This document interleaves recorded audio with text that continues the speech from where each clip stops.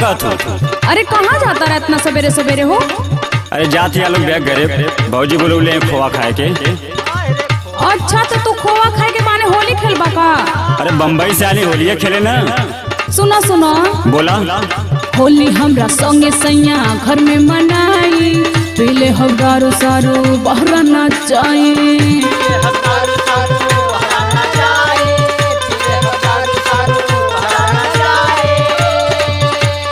होली हमरा संगे सैया घर में मनाई, पीले हो दारू सारू बहरा ना जाए। रंग वाली होली साल ना होई, रंग वाली होली साल ना होई।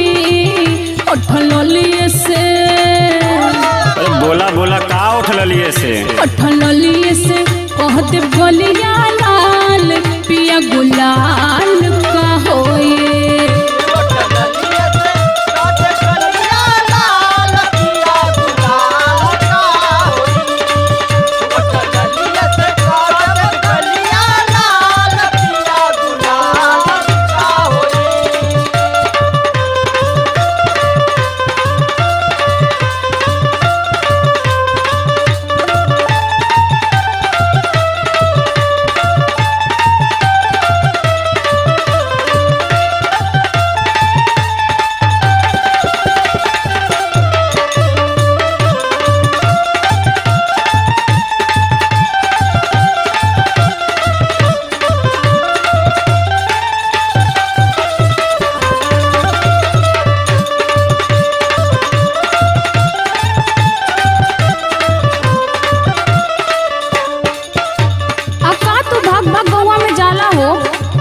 अरे होली है का गौवा में तोहर कान काट के गाड़ा लो का?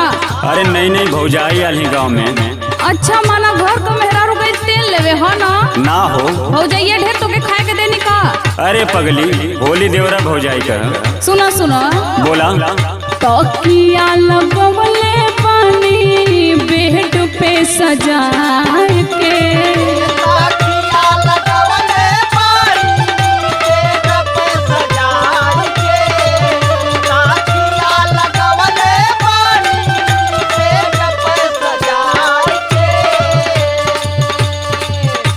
जाता रखा है बहरा दिलवा दुखार के।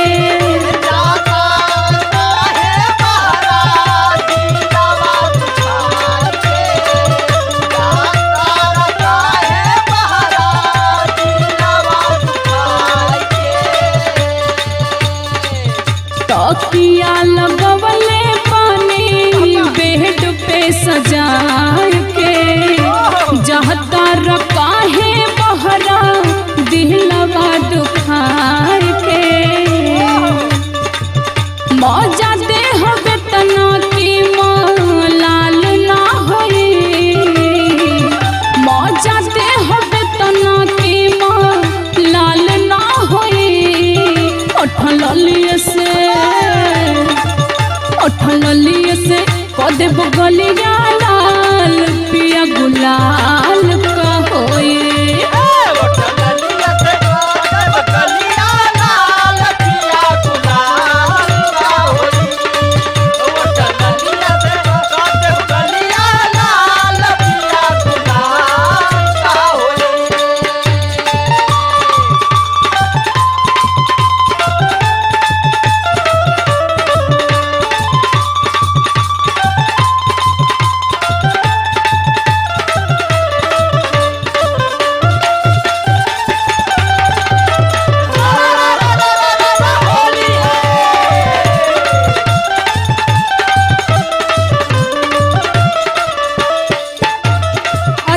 बताबा का कि एक तो तू साल भर पर घरे आईबा, हाँ जब होली के आइयो जाइबा तो भाग भाग भौजी के घरे जाइबा।